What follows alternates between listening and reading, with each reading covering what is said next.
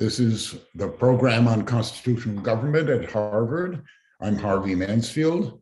It's March 4, 2022, and I'm wearing my Ukraine blue and yellow tie.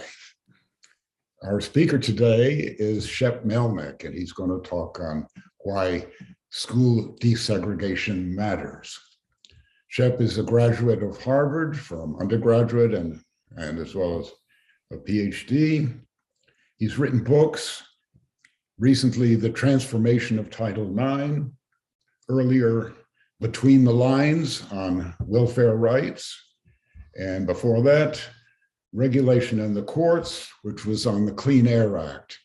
His field of study is American politics, especially, one could say, the connection between policy and administration. So I think he wants to begin with some remarks, but I'll leave that to him and turn it over to Shep Melnick. Thank you, Shep. Thanks, Harvey.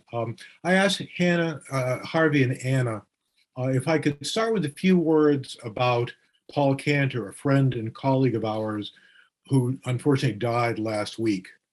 As many of you know, Paul was an accomplished, amazing scholar who taught in the English departments at Harvard and the University of Virginia for many years. You might be familiar with his many writings that range from Shakespeare and Shelley to Gilligan's Island, an odd combination. And some of you have probably heard his lectures, which were an unusual combination of brilliance and humor. I sometimes think of it as Aristotle as filtered through burlesque. But most of you probably are not familiar with another side of Paul Cantor, which was that he was a teacher in the fullest meaning of that term. And I had the opportunity to be the recipient of that teaching. I thought I'd give you a sense of the breadth of his interest by making a list of some of the things that he familiarized me with, and in some instances led me to appreciate. King Lear, Gulliver's Travels, Mary Shelley's Frankenstein, the novels of Thomas Mann, Nietzsche, Harvey Mansfield, the music of Beethoven and Mahler, foosball, the Big Bad Bruins of the 1970s, TV shows such as Deadwood, and last but certainly least, big time wrestling. And a few things he tried but didn't get me to appreciate: the economics of Ludwig von Mises, the music of Wagner and the rock band Kiss, and the superiority of the Republican Party. I often tell my students that they should not use the term somewhat unique. Either you are unique or you are not. And Paul Cantor was unique. He was one of a kind, a very odd but wonderful combination of a variety of interests and attributes.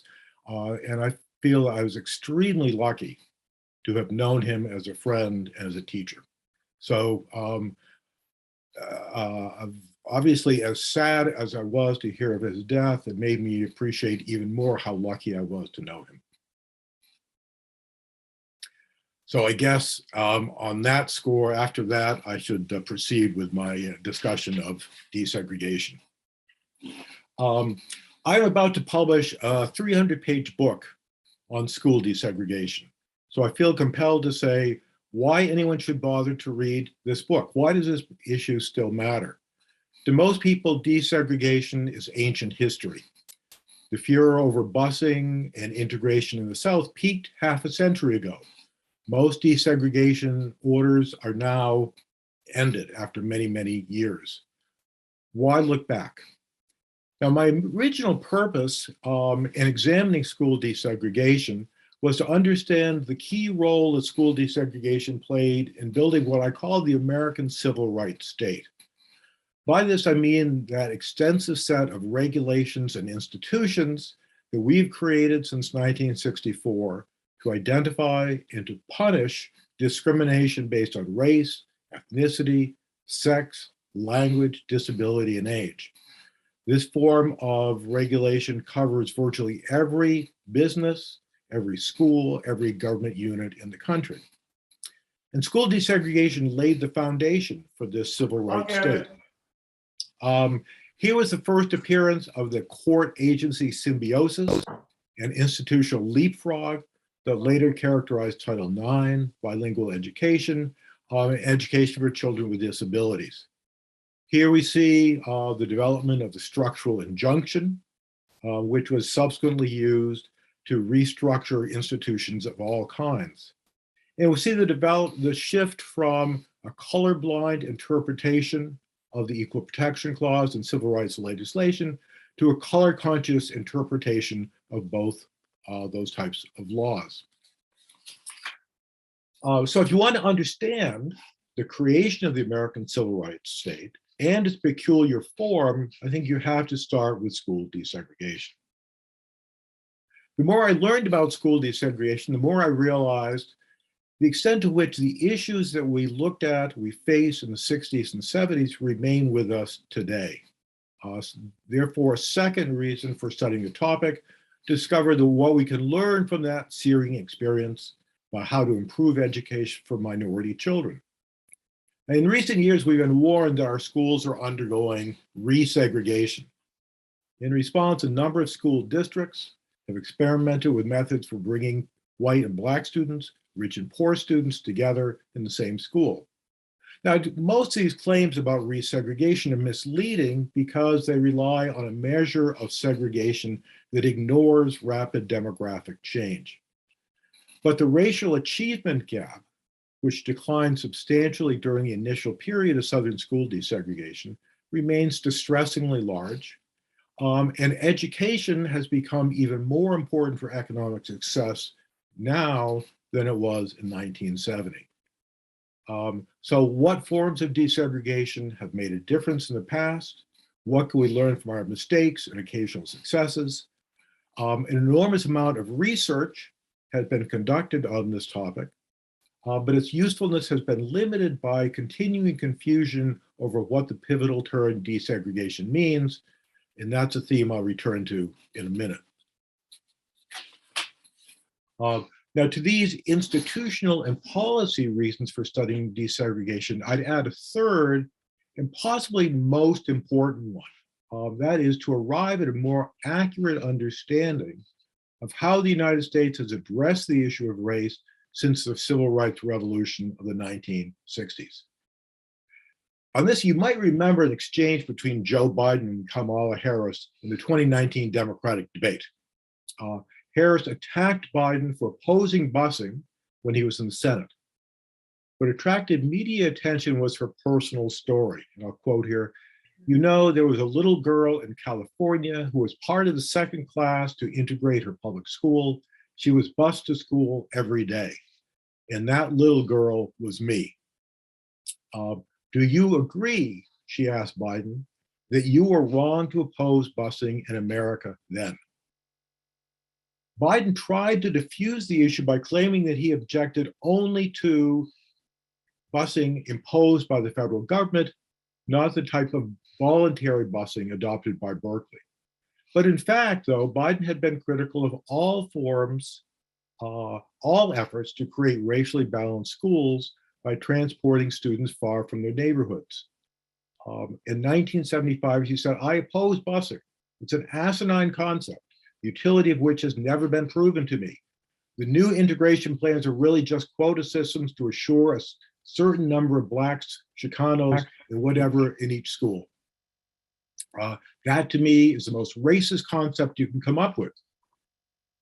It says, he continued, that in order for your child with curly black hair, brown eyes, and dark skin to be able to learn anything, he needs to sit next to my blonde-haired, blue-eyed son. That's racist. Who the hell do we think we are? That the only way a Black man or Black woman can learn is if they rub shoulders with my white child. That's a fairly strong denunciation of busing, whatever form it took. The Biden-Harris exchange stimulated many attacks on Biden and praise for busing by journalists, civil rights advocates, and academics. For example, the president of the NAACP Legal Education Defense Fund wrote that the Democratic debate reignited pernicious myths about busing and school desegregation, that busing has long been presented as an independent evil worthy of bipartisan resistance in both Black and white communities, represents the triumph of a false narrative to excuse one of the ugliest realities of American society, the extent to which raw racial prejudice, protection of white supremacy have divided the nation since its founding through today. Busing, she maintained, worked, only racial animus led to its demise. As usual, Nicole Hannah-Jones put it most baldly, quote, "It was never about busing, court-ordered desegregation worked, but white racism made it hard to accept." In other words, despite Brown, despite the Civil Rights Act, despite the Civil Rights Movement, in the long run, racism has prevailed. Now, Senator Biden, when he was senator, told a much different story, one I suspect most members of this audience would endorse. Desegregation worked when it followed a colorblind interpretation of the 14th Amendment to dismantle de jure segregation in the South.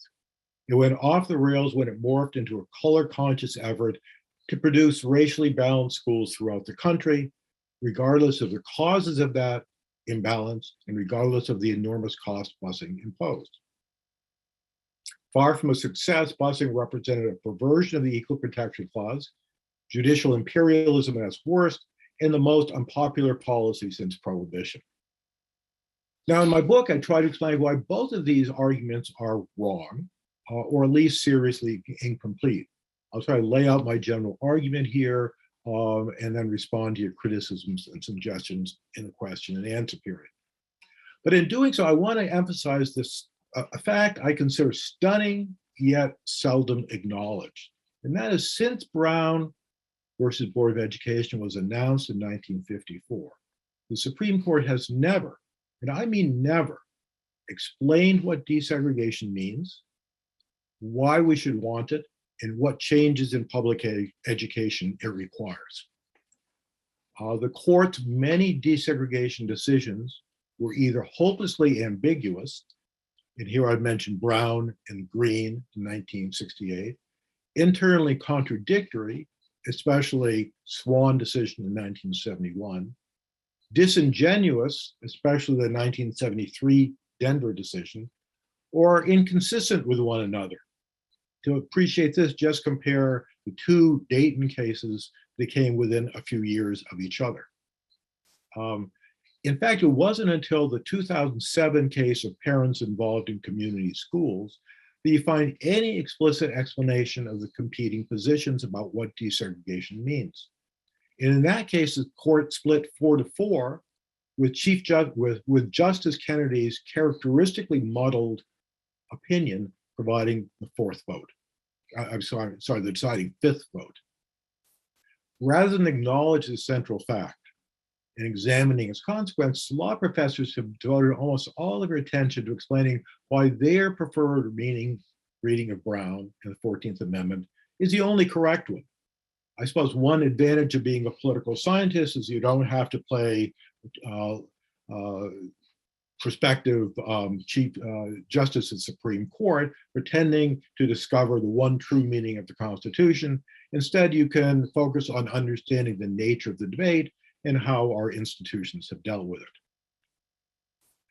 So ever since the mid-1960s, school desegregation has been a struggle between two competing understandings of the nature of the enterprise. I've labeled these the colorblind, limited intervention understanding, and the equal educational opportunity, racial isolation understanding.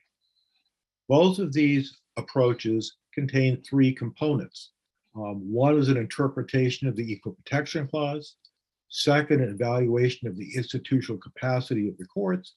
And third, a stance on the reliability of social science evidence. So let me quickly run through these elements of each. First, consider the key elements of the colorblind limited intervention approach. The keystone here is the belief that racial classifications are so odious and so dangerous that they can be employed only in the most unusual circumstances. Brown's simple yet fundamental truth, Justice Clarence Thomas wrote in 1995, is the principle that the government must treat citizens as individuals and not as members of ethnic, racial, or religious groups. It demeans the dignity and worth of a person to be judged by ancestry instead of by his or her own merits and essential qualifications. Before he changed his mind, Justice John Paul Stevens wrote, the racial classifications are simply too pernicious to permit with any but the most exact connection between justification and classification. Even benign uses of race, Justice Kennedy has written, can stigmatize and patronize the purported beneficiaries, harden racial identity, and lead to corrosive discourse. Since I suspect that most of you in the audience will agree with this, I won't belabor the point. The second element of this approach is institutional, combining respect for local control of schools with skepticism about judicial capacity. As Chief Justice Burger wrote in Milliken versus Bradley, no single tradition in public education is more deeply rooted than local control over the operation of schools. Local autonomy has long been essential both in maintenance of support for public schools and to the quality of the educational system. Now, this, of course, doesn't mean that localities should be free to run their schools however they see fit. Both the Equal Protection Clause and civil rights legislation put substantial limits on that. But according to this limited intervention approach, federal judicial intervention should be based on specific violations of federal law and limited to temporary measures designed to remedy those particular misdeeds.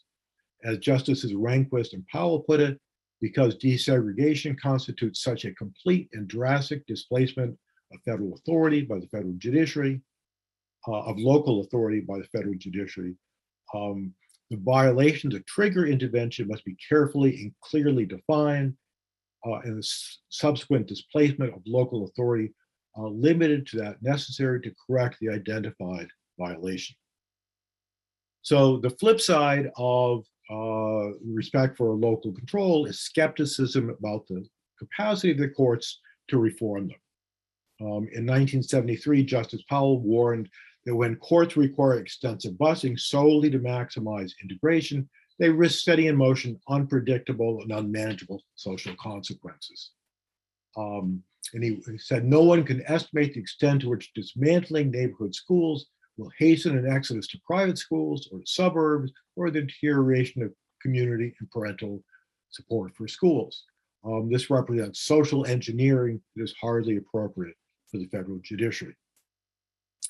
Now, I'll close this discussion of this approach by noting that adherents to this approach were similarly skeptical of claims of social science. The clear statement of this came in the Parents Involved case when Justice Thomas accused Justice Breyer of unquestionably accepting the assertions of selected social scientists while completely ignoring the fact that those assertions are the subject of fervent debate. He warning that Breyer and his allies would constitutionalize today's faddish social theories. He pointed out that a century ago, leading progressives invented pseudoscientific theories to justify Jim Crow. His bottom line, I've always thought this was a very good line, beware of elites bearing social theories. Now, in contrast, the equal educational opportunity racial isolation approach starts with the assumption that the purpose of desegregation is not simply to end the practice of assigning students to schools on the basis of race, but rather to provide equal educational opportunity to all students. They put great weight on Chief Justice's brief invocation of that term in Brown, words that have launched 1,000 lawsuits, many of them well beyond the reach of race. With regard to race, this definition of the problem goes beyond state-sponsored segregation to include what eventually became known as racial isolation.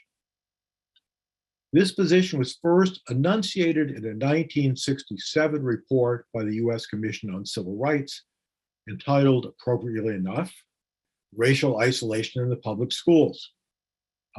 Its conclusion became the conventional wisdom, so you'll permit me to quote a paragraph from it.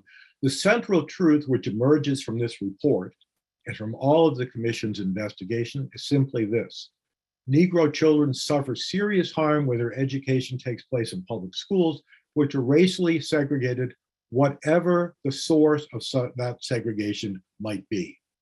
Negro children who attend predominantly Negro schools do not achieve as well as other children, Negro and white.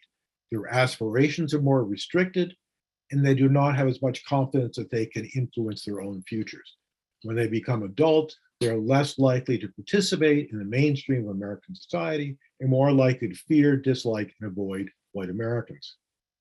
Now, the commission didn't expect the courts to embrace this understanding of desegregation.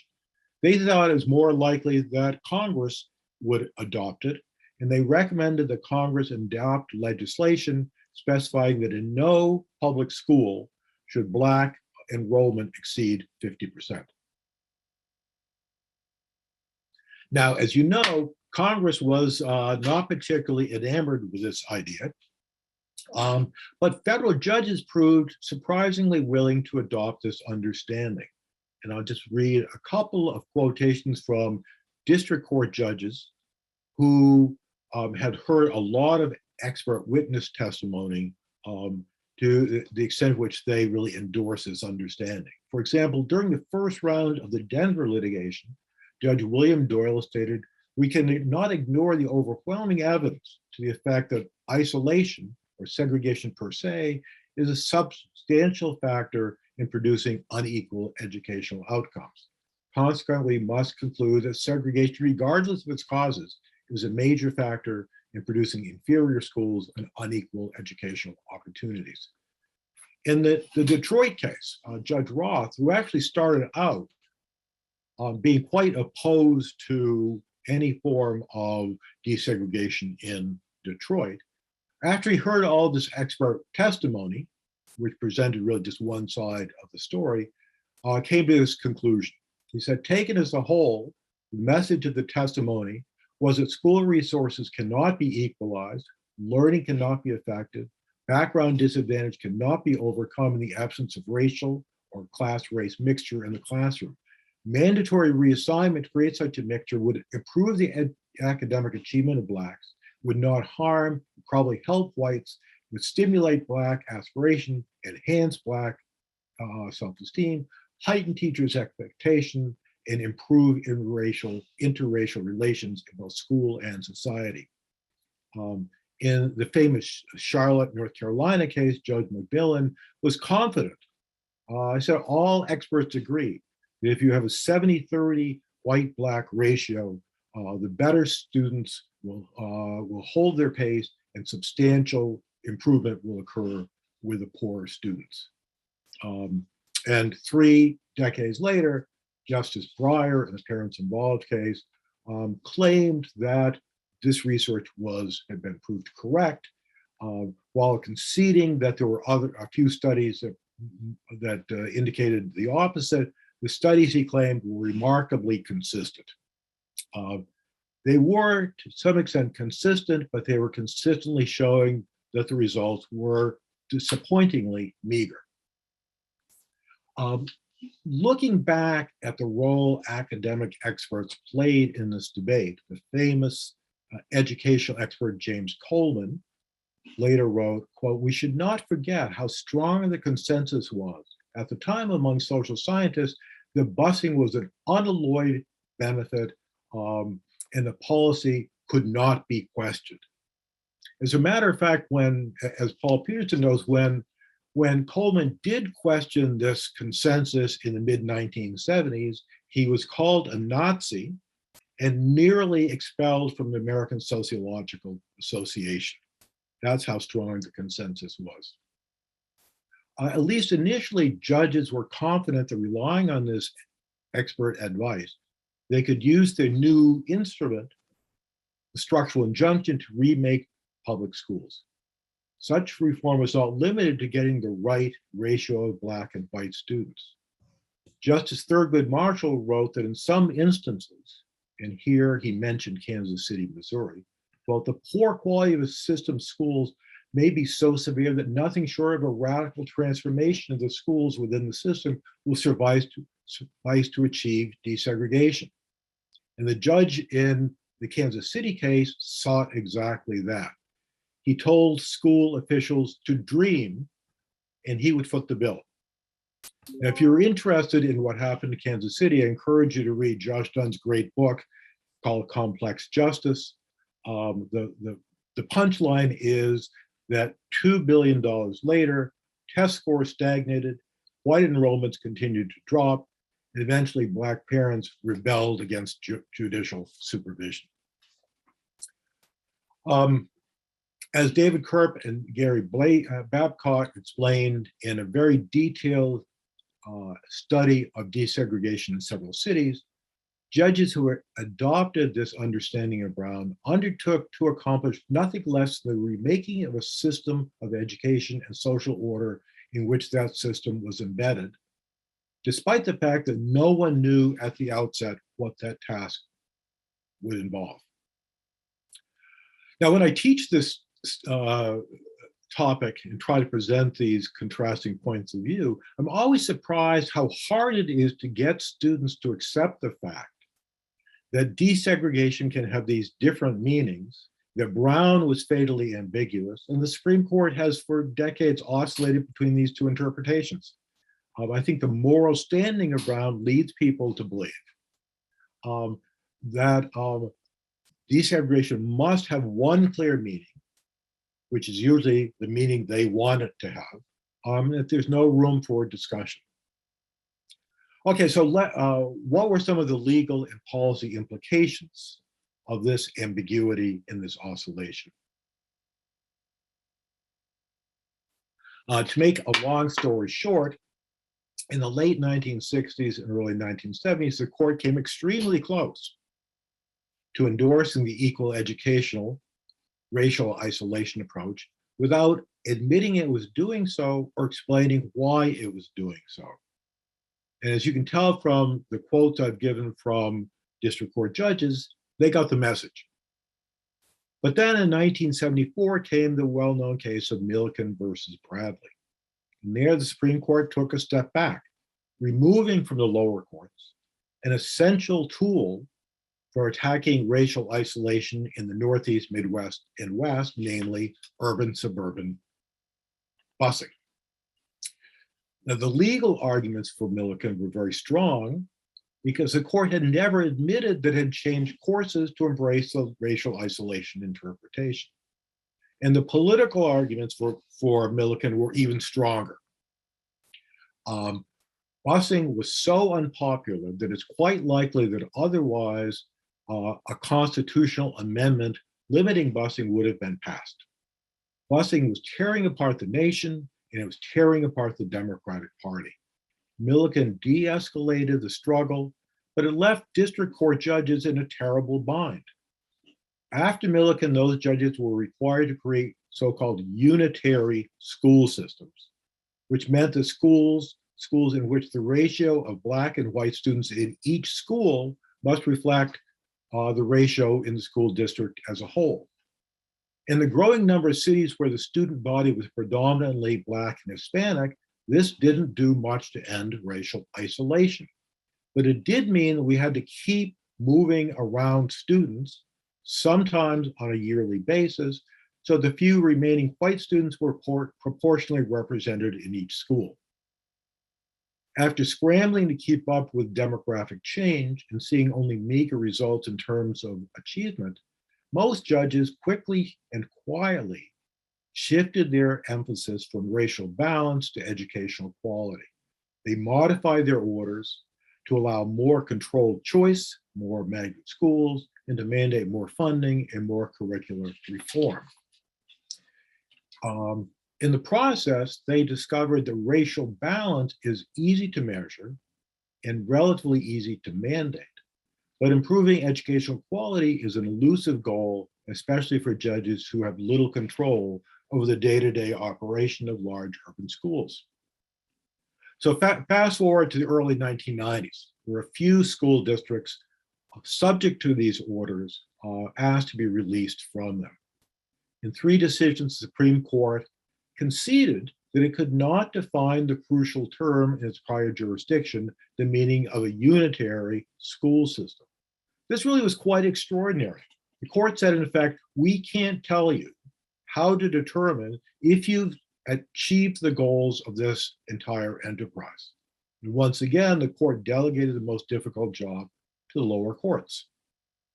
It took another decade for termination of desegregation orders to gain momentum. Very few were terminated until the first decade of the 21st century. And here the impetus came not from school officials, many of whom had been quite comfortable working under these court orders, but from district court judges who thought that 3 decades of judicial oversight was enough. Now, surprisingly, when government officials and journalists tried to figure out how many desegregation orders remained in effect by 2010, they discovered that no one knew for sure. And that included school officials, judges, Department of Justice, and the Civil Rights Commission. This odd fact testifies to just how decentralized and ad hoc the whole process had become. Okay, so that's my truncated history of desegregation in about 10 minutes. What are we to make of this? I'll offer 4 takeaways. First, we conventionally think of desegregation as a national policy based on the Constitution, which is, after all, the supreme law of the land. But in fact, desegregation meant different things in each city. This was a consequence of 2 factors. First, the federal judiciary itself is highly decentralized. A Supreme Court that decides fewer than 100 cases per year can't exercise much oversight over the lower courts that issue hundreds of thousands of cases per year, especially when those cases are as complicated and fact-specific as desegregation. The second factor is the temptation for the Supreme Court to write abstract commentaries rather than to decide concrete cases and controversies. Regardless of the language of the Article 3 of the Constitution, today it is rare for the court actually to decide cases and controversies, rather than say, here are a few ideas about how you should decide these cases in the future. Second takeaway, because the Supreme Court delegated so much to lower courts, the debate over whether desegregation worked has become close to meaningless. In retrospect, we've come to realize that the details of how desegregation is carried out makes all the difference. Unfortunately, judges made little sustained effort to evaluate their efforts or to compare what they were doing with what other judges were doing. They were experimenting without admitting that they were experimenting. Judges have no tradition of talking to each other about what works and what don't. They operate with each tub on its own bottom, even when many of those tubs were sinking. In his writing on the use and abuse of social science and policymaking, James Q. Wilson noted social scientists are not very good at predicting the likely consequences of proposed policies. They're much better, he argued, at retrospective analysis of programs that have already been put into place.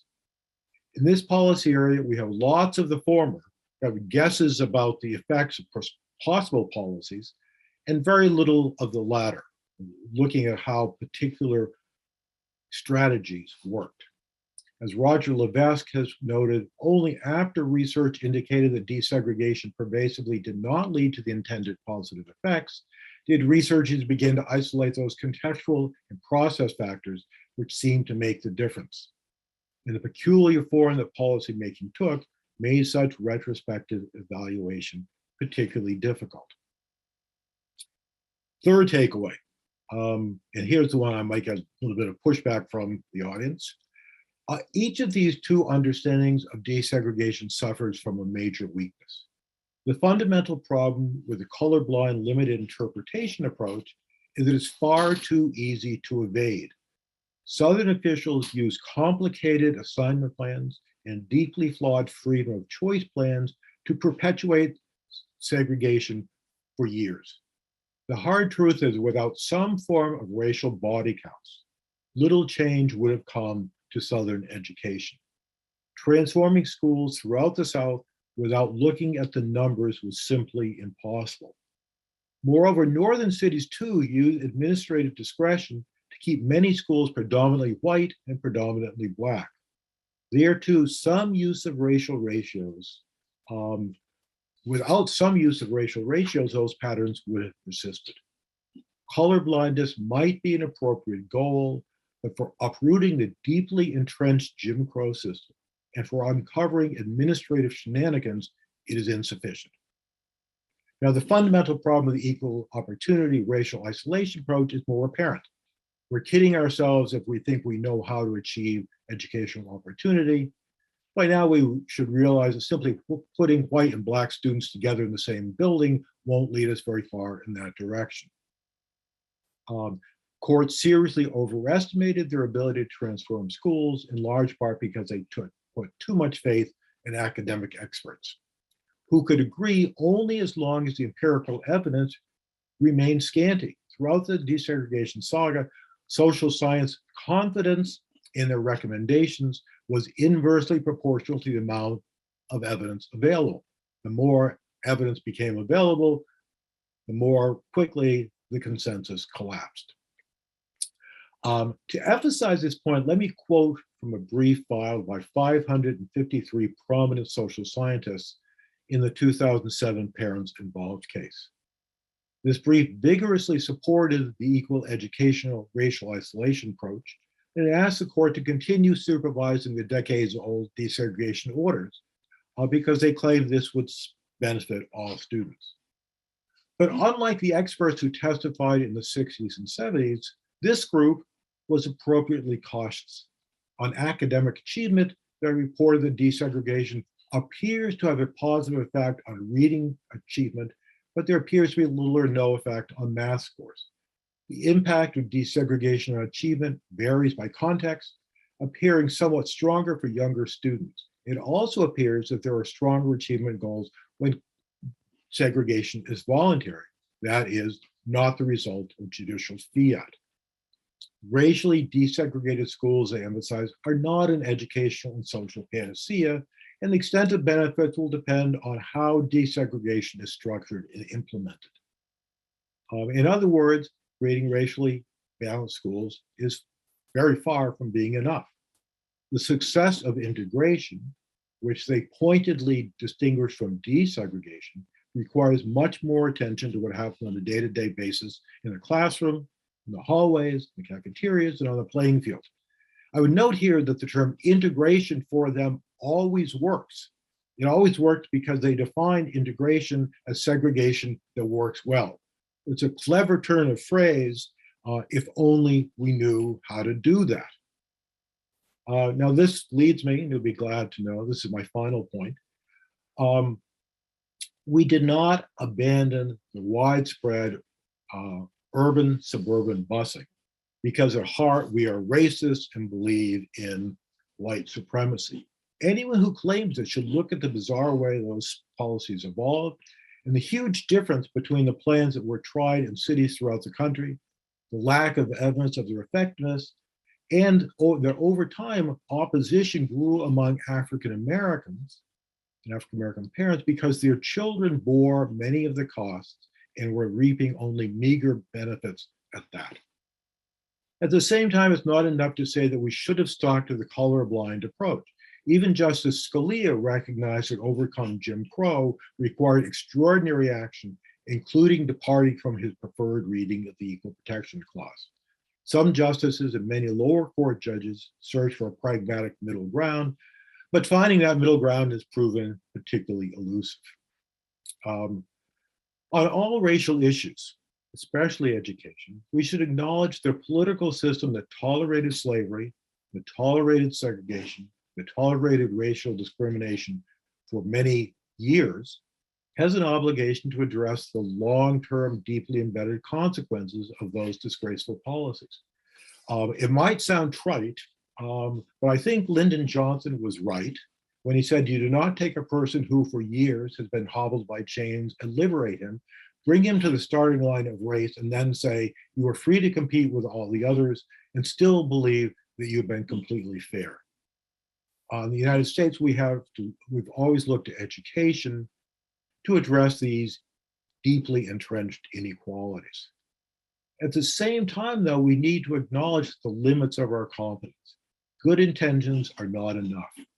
The current brand of anti-racism seems more intent on hiding the problem by eliminating testing and identifying academic success with whiteness, rather than engaging in the difficult job of improving educational opportunity for poor and minority children.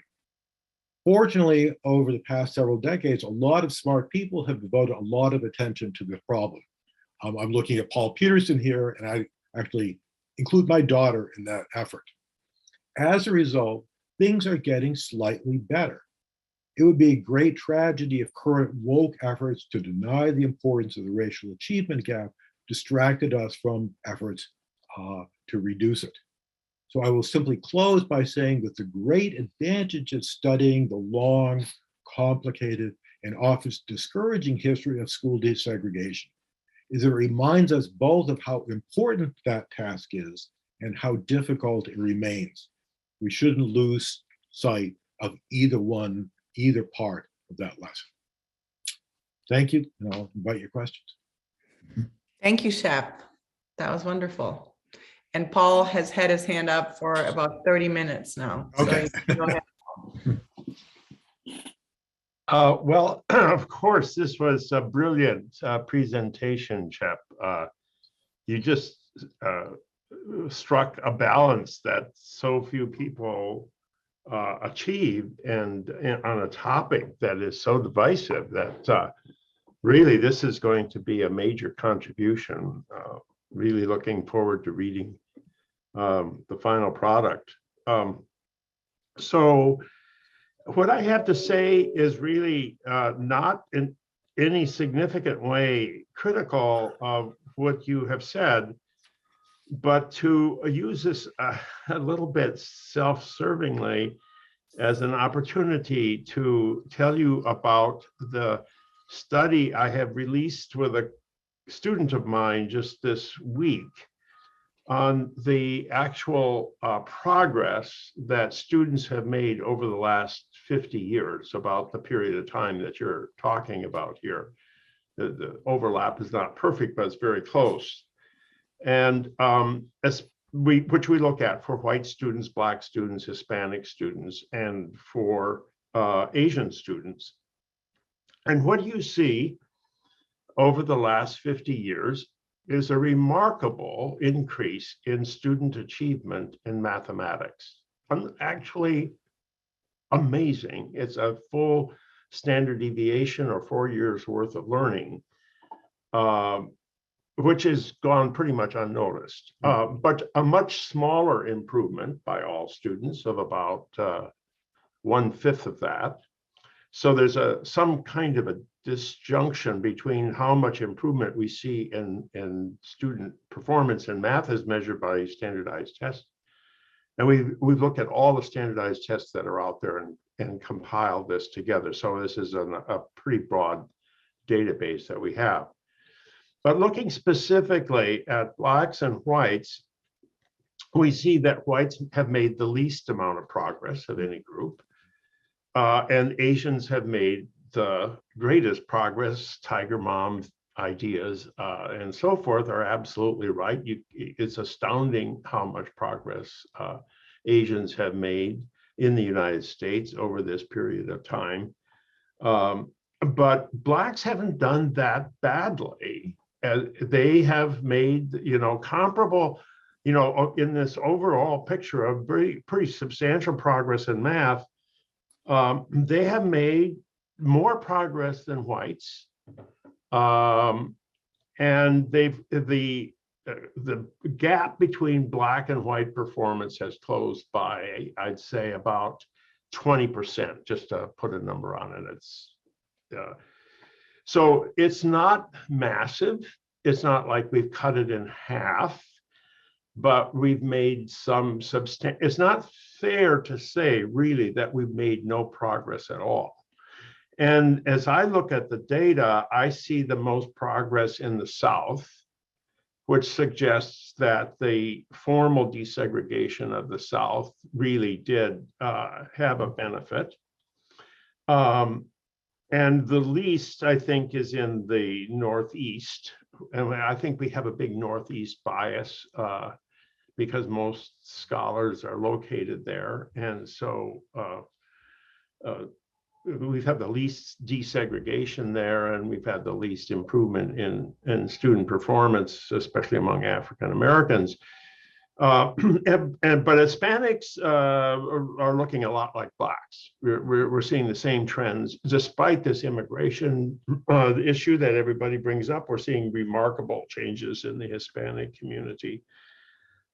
So now the other side of the coin is that we're seeing increasing differentiation within the African American community. So that the top SES group is making substantially more progress than the lowest SES group within the Black community. It's something that Bill Wilson wrote about a long time ago, the declining significance of race and the increasing importance of class or social economic differentiation within the Black community. So I sort of feel like the messy story you tell has been of substantial benefit for middle class Blacks and not at all for Black people who are at the other end of the socioeconomic spectrum. So I would qualify a little bit what you said at the very outset, that we haven't seen much at all. I would be a little bit more generous. You actually did qualify it in your conclusions, and I thought your conclusions were more on target there, that the messy story is not all a bad story, but we certainly made a lot of mistakes, and there's no one side to this story that's totally right and the other one totally wrong. Thanks, Paul. If I conveyed the view that there hadn't been any improvement, I didn't mean that. What I meant to say was there was really substantial reduction in the racial achievement gap for both math and reading from 1970 through the late 1980s. Then by the conventional measures, there was it plateaued or even declined, increased a bit. But then after 2000, there was a small but steady decline in the gap. And from the evidence that you've just provided, there was substantial improvement if you look at the whole sweep of the period. What you found is a little bit different from some of the conventional wisdom that found more improvement in reading than math, but it really shows that our understanding of these issues continues to evolve. I think the point I want to make in this regard is that when you try to isolate what were the consequences of these various forms of desegregation, it's really hard to isolate what the factors were. So, for example, I agree completely with Paul that Southern school desegregation had a tremendously beneficial consequence for the education of Black students. And here I think the best evidence comes from Rucker Johnson at Berkeley, who found when he looked over a long period of time using a pretty sophisticated method, he found that the benefits of desegregation, very broadly conceived, were quite large. And then he tried to say, well, what parts of desegregation really mattered? And despite the way in which his research has been used by people like Nicole Hannah-Jones, the truth is what he found was that desegregation, especially in the South, led to more spending because so many Black schools were so underfunded for so long, and smaller classes, which seems to be particularly important for Black males. And this made a big difference. What he did not find made very much difference was the racial composition of the student body. And that didn't seem to make much difference. But all of these issues about, what did make the difference, I think, is what I wish we had focused on earlier, and now we're starting to get a better handle on it. But also, I'd say that one of the interesting things we do know that voluntary plans work better than judicially mandated plans.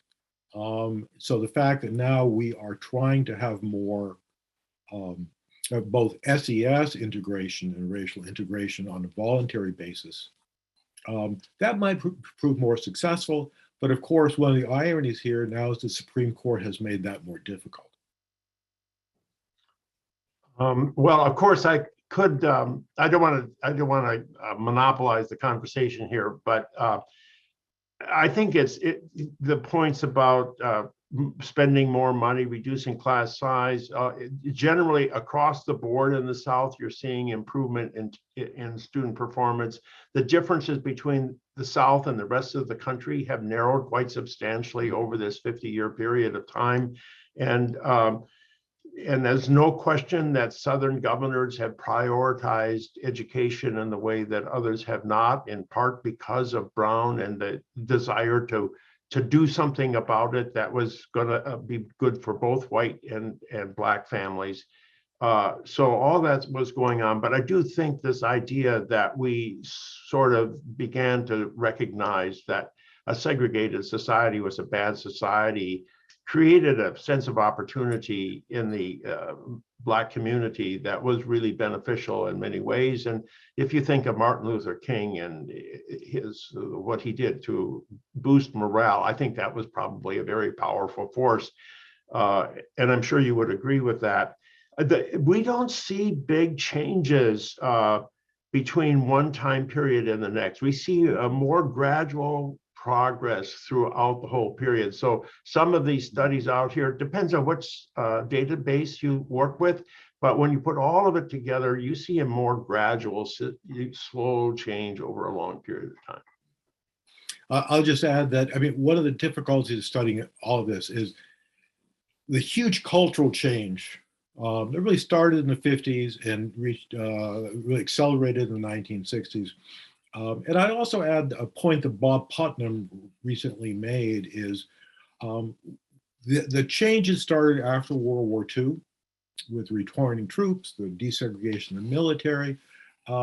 And one thing we know about how well a child does in school is the educational level of their parents.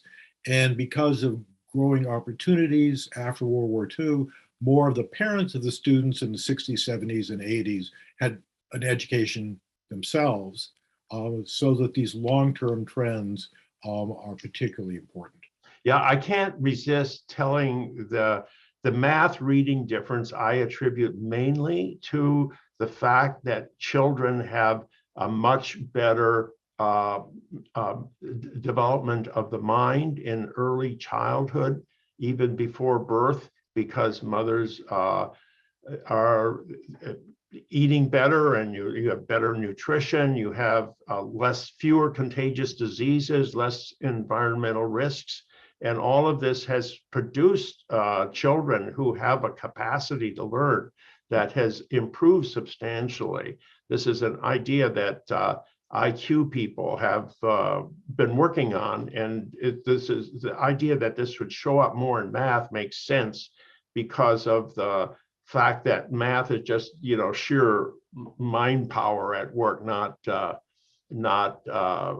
you don't have to be, you can have geniuses in chess at age 9, and you don't have geniuses at the understanding of the legal system at age 9. So there's a difference in certain kind of skills. So yeah, I think these broader changes in society are part of the story. Thank you, Paul. And Patrick Dowdell is next.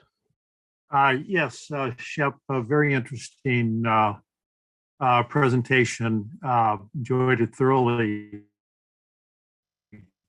I had, back in 1974, a very, very minor role in the desegregation. I was a member of the National Guard unit in Cambridge.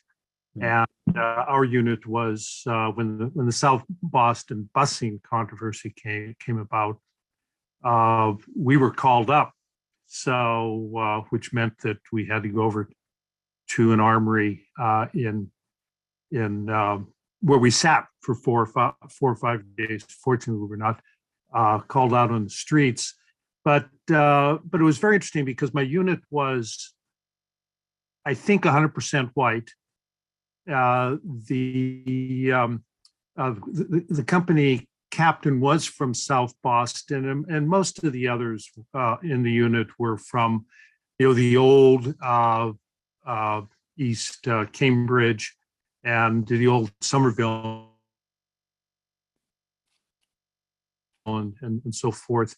So that, essentially these would have been the people, I guess, that who might have had younger siblings that would have been, who supposedly were to provide the increase in benefits through the busing, something which I was a little skeptical of myself. But it does lead me to, in thinking about it, wasn't it really fundamentally an issue of the money being spent? That you look in the South, and I think if you look in Boston, that the amount of money being spent in Black schools was considerably less than that being spent in white schools.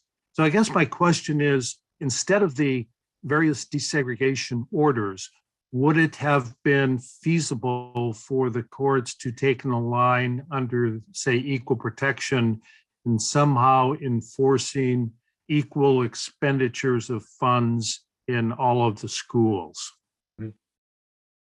Okay, let me, there were arguments as early as Brown to focus on what Brown called tangible resources. And the court rejected that approach for a couple of very good reasons. One was that some Southern governors, as in South Carolina, they say, let's really pour money into the Southern schools so we don't have to change the basic structure.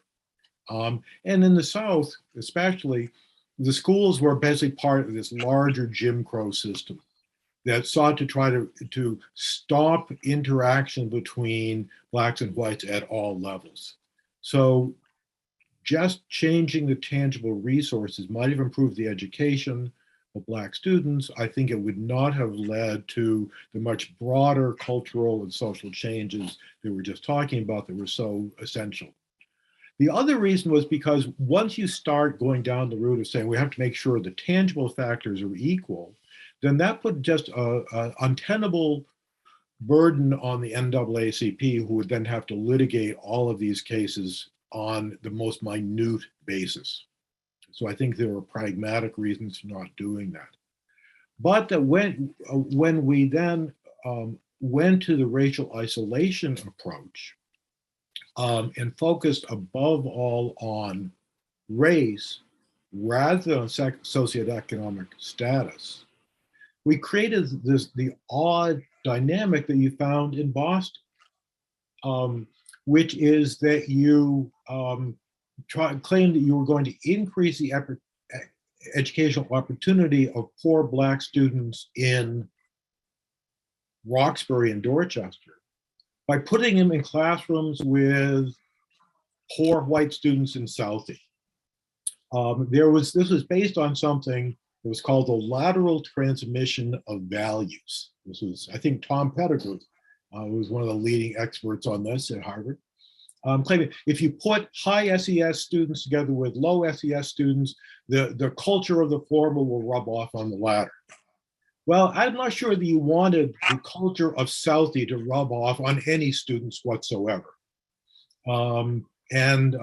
But it was the very odd way in which the evolution of these theories morphed into something that people did not admit it was that led to that really bizarre conclusion. Now, some people have said, well, maybe we should have had exchanges between Roxbury and Judge Garrity's home in Wellesley. That's what was limited by Millikan.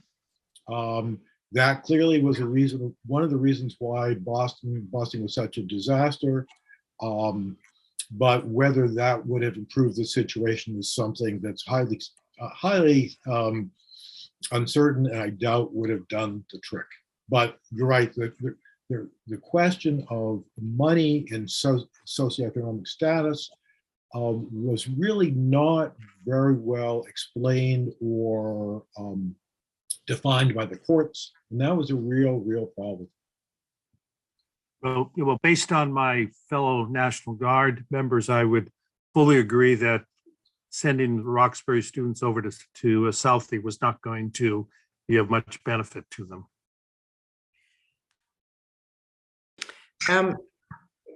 I have a quick question. Shep, could you, just to elaborate on that, give us an idea, or give me an idea of like a case study of a school in Boston, say, and what it would have looked like in the 50s, 60s, and like walk us through this demographically, and maybe even in terms of, you know, the status, the standing of this, the ranking of the school, like some inner city school.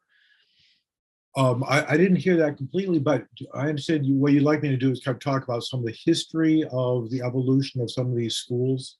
Yeah, more concretely about, yeah, give us a slice of a concrete school and how that's developed demographically and in ranking, like in Boston, say, yeah. In response to what that leads to is trying to talk about some of the different trajectories. There were a number of schools in Ohio, in Dayton, there case in Dayton, Cleveland, Columbus, and others, in which there was no doubt that the education offered to Black children was extremely bad, and these schools were highly segregated. Those cases came before the court when urban-suburban busing was not allowed except in extraordinary cases. And I just point out that in the Northeast and the Midwest, most school districts are pretty small. If you're familiar with Boston, the school district is really tiny. It doesn't even include Brookline. It doesn't include Cambridge. In the South, in contrast, the school districts are huge. The Charlotte-Mecklenburg School District, I think, is a third the size of Rhode Island. So it's easier to have transfer between the cities and the suburbs. But in most of these cities, what basically, unfortunately, the trajectory was that you would increasingly move students around to have a few white students in all of the schools. You often would increase the amount of funding, but the quality of education in these schools often did not show much improvement. And eventually what happened in those school districts was that the judges said, okay, let's try something different. Let's try to get the state to bring in more funding. Let's change the curriculum. And you saw some improvement after that, but not a great deal. Now, if you want to look at the so-called success story, look at Charlotte-Mecklenburg County, which was the site of the Swan decision, and probably the place where desegregation worked best.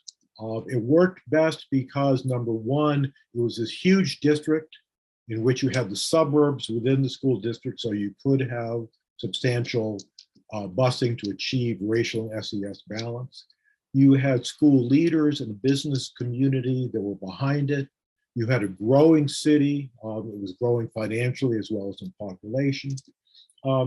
And you saw some improvement in the performance of both Black and white students and a reduction in the racial achievement gap.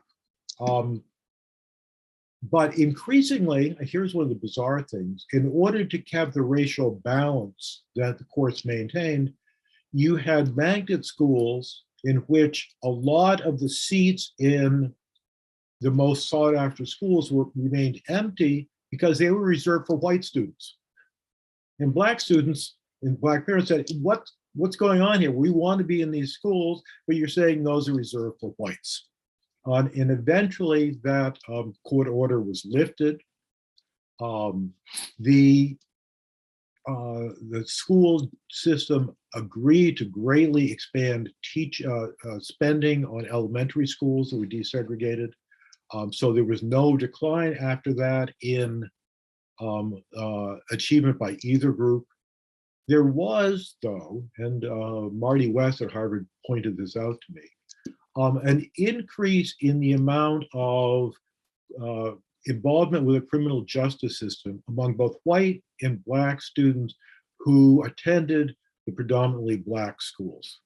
So it could be that the effects were not so much on academic achievement, but on engagement with kind of drug dealing and other types of activities. So it is a mixed picture, and Charlotte is always presented as kind of the place where desegregation worked. That might have been true to some extent, but the ending of the segregation order didn't seem to have the dramatic effects that people feared. Hope that helps a little. Thank you, Tom, and then Harvey. Shep, thank you for the presentation. I was on the Spotlight team in the early 1980s, and we did a 13-part series on the Boston schools, which I pulled it out and looked at it lately. But as I recall, to some extent, it was an assessment of where we'd been since busing in the early to mid 70s. And as I remember, we identified, and I wasn't one of the people at the Globe, as you probably know, who was like a big fan of social engineering or anything. But I worked with all kinds of people there, and as I remember, we identified way too many things that had been subtly put in place to keep teacher ratios at Black schools different, much higher ratios, higher than at other schools, and a lot of different things that were manifestly unequal in Black to white schools. And so I just wanted to mention that. I don't know whether you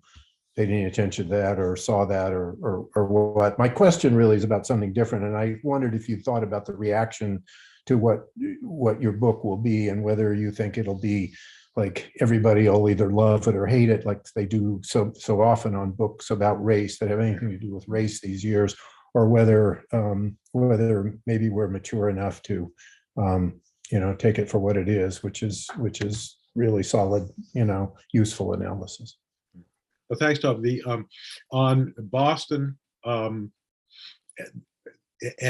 the inequality of resources, to me, one of the strongest arguments for desegregation, including efforts to have more racially balanced schools, has always been a political one.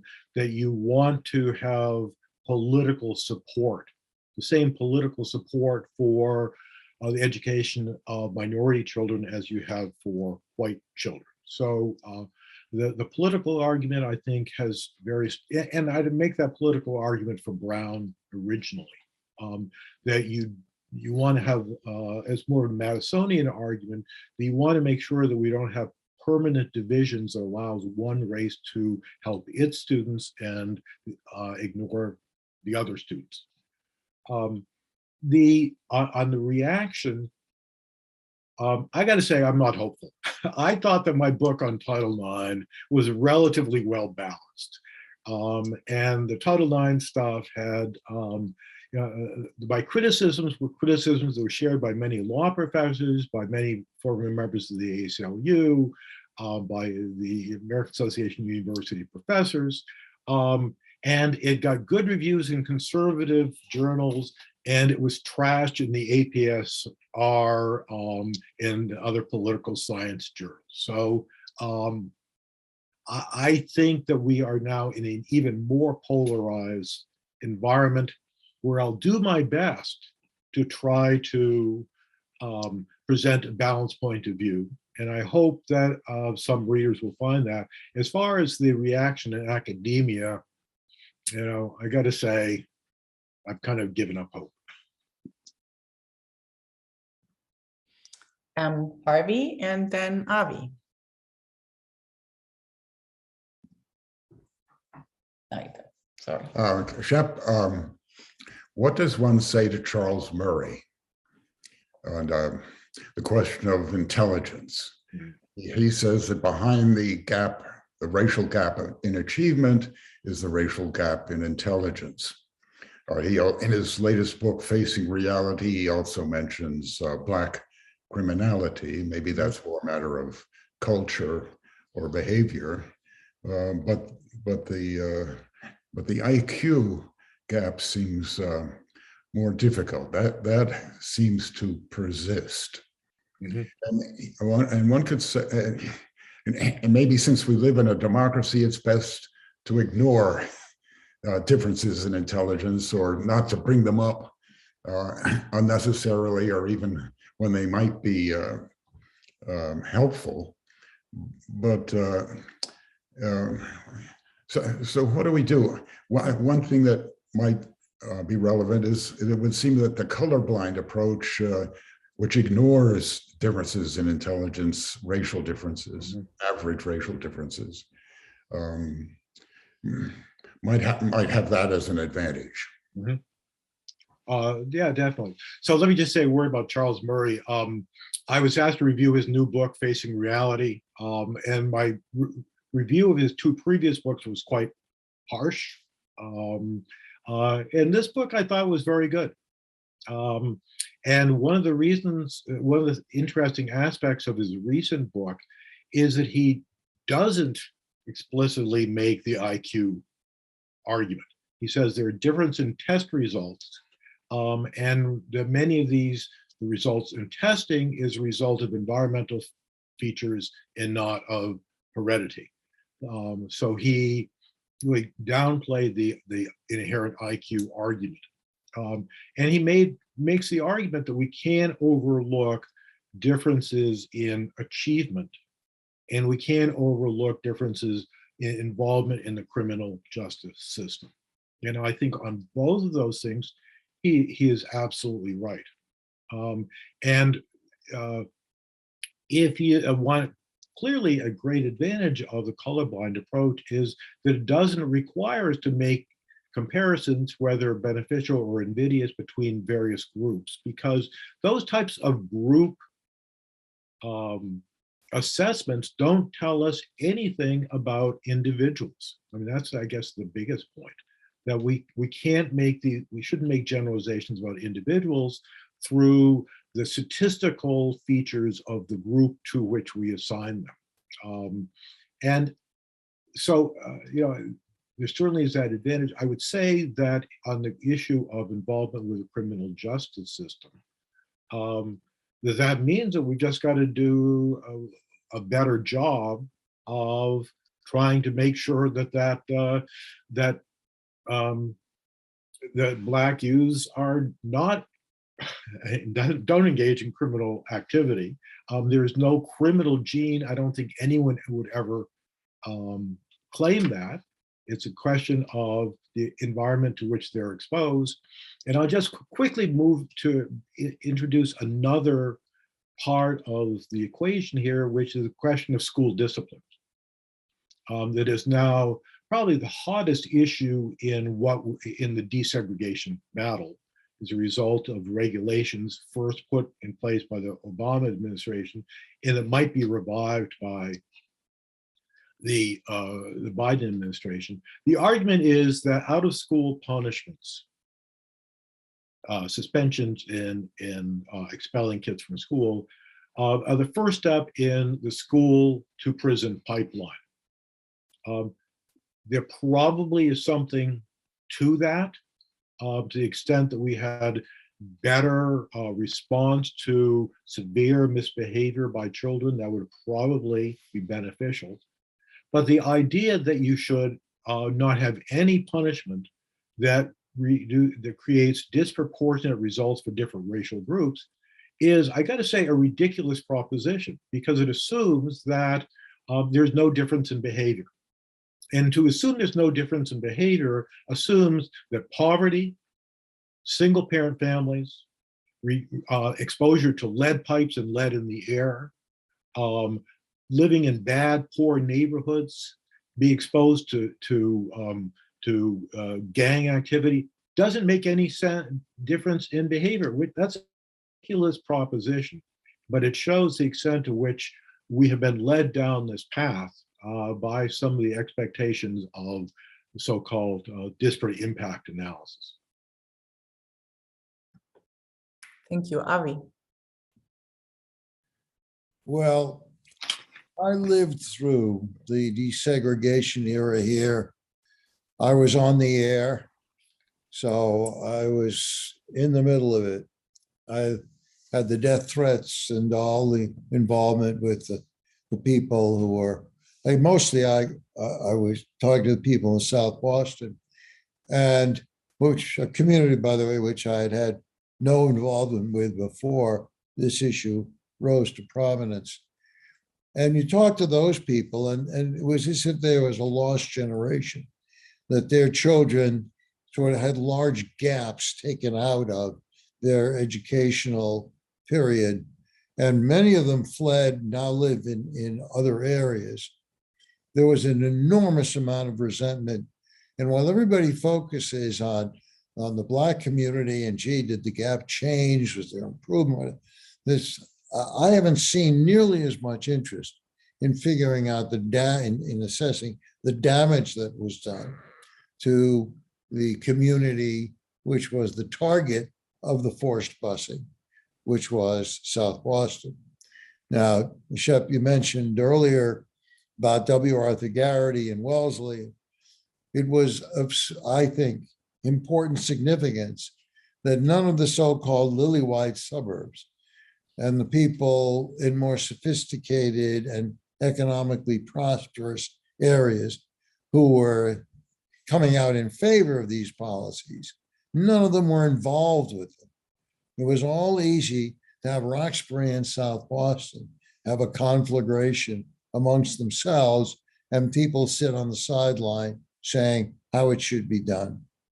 I find it interesting that this hasn't happened with any other ethnic group, although there are clearly over the years disparities in upbringing, in backgrounds, but it's with the Black community that there is this intensity of focus with very marginal gains. I mean, earlier in the program, somebody said, well, we see 20% difference. We're talking 50 years into, this is after the forced busing situation. I think I read somewhere just recently where students at Columbia, well beyond the elementary and public school, high school time, are asking for their own dorms. In other words, they want to have segregation overt on the college campus. And I've heard that from other schools. We're talking top-notch schools here. They want to have their own dining area, their own fraternities, etc. So you have to ask the question, what exactly are we doing and what exactly are we accomplishing? And I think Harvey's point about, is there some, in effect, the IQ question, is there something other than just some kind of dislike between the races or even some kind of economic disadvantage that is operating here? Go back a few decades before that, and the immigrants who came over and lived in extremely disadvantageous circumstances, and yet we don't have any of these kinds of sociological programs for them. Somehow they work their way out of it. And you wonder whether by our focus on it, we are in effect communicating to Black children that we expect that you're not going to be able to do it as well, and not on your own. We'll have to have all these helpful steps along the way and handouts and hand-ups, and then maybe you can participate fully in society. Viewed from that perspective, it's an awful process. The whole thing with the new woke mathematics, where you're not, Black children aren't required to come up with the answers because that's white supremacy. 2 + 3 = 5 regardless of your skin color.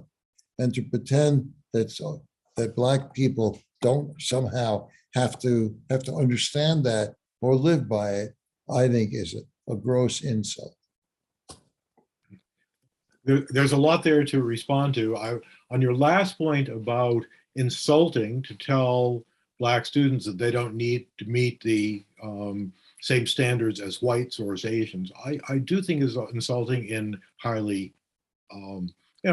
highly destructive. I will say, on your point about immigrants, that the experience of African Americans in this country is different from that of other groups.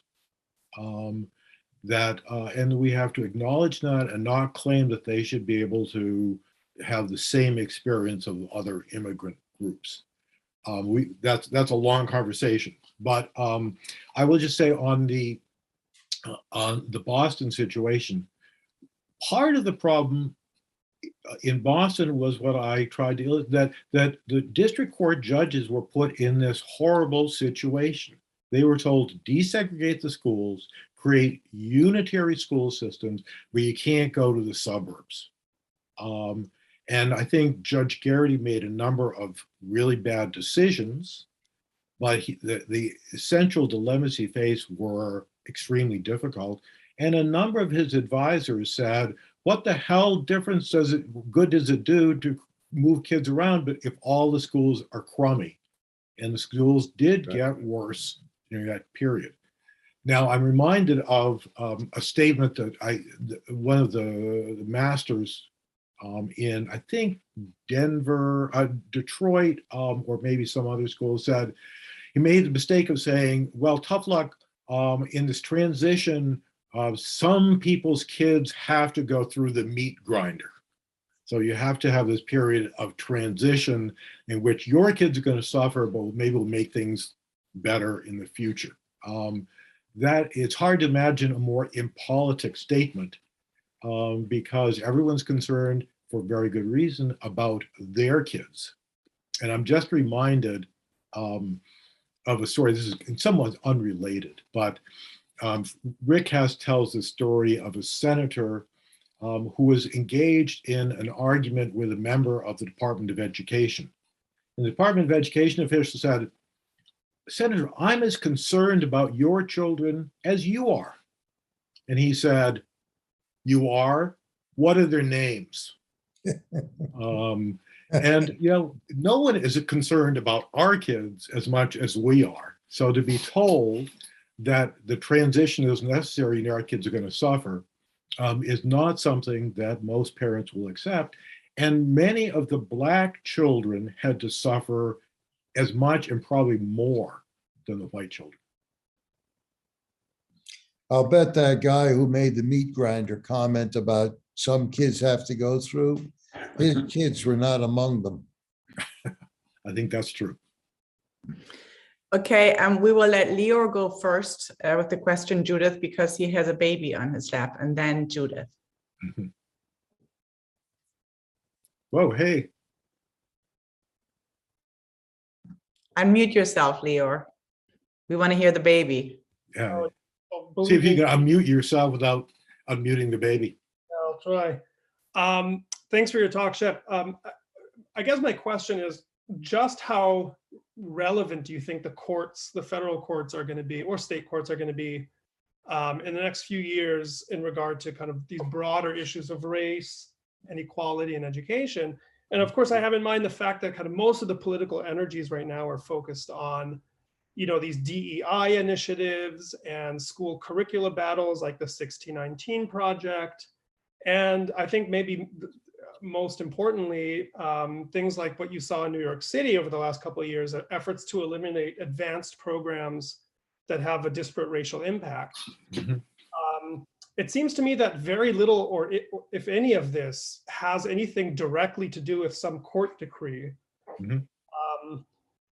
I think you could make the argument that these programs, the battles over these programs, are a much more accurate proxy for trying to get at racial disparities in educational outcomes, even if you don't agree with the decisions. Mm-hmm. And the racial composition of school districts, which is a very imperfect proxy, as I think you've been saying. Mhm. I guess I'd just like you to comment on how, if at all, you think the court decisions on desegregation are going to inform these battles, or is it just kind of going to fade into the background and become a vague reference point? Thank Yeah, you. good question.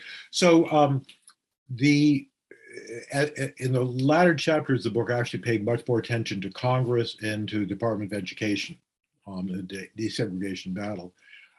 You're not going to get more cases required by decisions by courts ordering desegregation.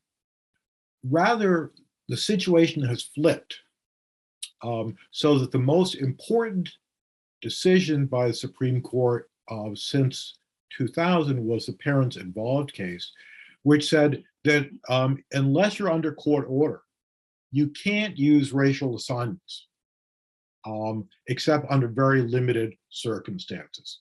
So what we're going to see increasingly is a battle between what some school districts want to do, what some states want to do, and to some extent what the Biden Department of Education wants to do, and limits imposed by the courts.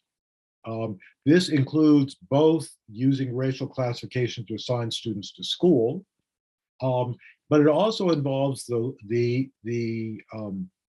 legal status of Department of Education regulations, such as those on school discipline. And you could have already seen this. I haven't read the decision, and I don't know its rationale, but I noted in the San Francisco, there was an effort to end use of tests and grade scores in the most elite school, Lowell High School. And that was struck down by a court. Now, I don't know why, but I think that you're going to see that more and more. The battle lines clearly have changed, and there was movement in that direction from the Roberts Court, and I would believe that that's going to become stronger as the court takes a harder line against affirmative action. So just to jump in here, Shep, Thomas Jefferson, I think, is it Thomas Jefferson? Is the school in Virginia. Yep. Has a court case just said they had to go back to the examination system. They couldn't turn that into affirmative action. So it's a very similar decision there. Just this interesting. And do you know, was that a Virginia case, court or federal court? I think federal court. Interesting. So there's always more court decisions, unfortunately, for me to read. But this is going to be the new battle line. And I think, for example, if the Biden administration does try to reinstate the rules on school discipline under Title VI, I'm fairly confident that those will be struck down by the federal courts, because the courts have taken a much harder line against disparate impact regulations. Judy, please now. Unmute yourself. Judith, you have to unmute yourself. Sorry. There you go. Hi, Shep. Hi, Thank you. Do any of the studies ask the students what they think about these policies and about being bused? You mentioned suffering, students suffering. I'm just curious if we learn anything directly from the students. That's interesting, and I don't recall ever seeing any surveys that asked the students whether they thought it was a good idea or a bad idea. It was all about has your self-esteem gone up or gone down? What do you view about students of the other race? It's interesting that seems to be the question of consent, seems to have been missing from what we thought was important. But I will actually, since you asked me about some of these surveys, especially on how students reacted to it, I will know one of the really odd things that I learned was that if those of you who have read Brown versus Board of Education will remember the famous footnote 11, which was the social science evidence that said basically that segregation decreased Black students' self-esteem and self-image and reduced their ability to learn. Now, when the NAACP was considering making its argument, some members of the team, Coleman, who later became Secretary of Education, said, this is ridiculous. These are lousy studies, and they were lousy studies, but they included them anyway. And one of the most surprising studies, results of studies in the 70s and 80s, was it turns out that Black students had higher self-esteem than white students. And students that went to segregated schools had higher self-esteem than those that went to non-segregated schools. And one of the problems that the desegregation created was that so many Black students with really poor preparation were thrown into schools with white students with better preparation. And of course, they didn't do as well. That's not surprising. And often they were segregated within classrooms. And they were taught more by white students than by Black students, have been more common in the other schools. It's not surprising that the effects of desegregation on how people viewed themselves and their peers and their accomplishment was affected in really unexpected ways once you start looking at the details of how desegregation worked. So that's not really an answer to your question. It's kind of some other data that struck me as particularly interesting. Thank you. Stop now. Yes. Thanks very much. We have to stop. It's 2 p.m. And Shep, it looks like another excellent book of yours is about to be born. Thank you. And thank you for all the questions.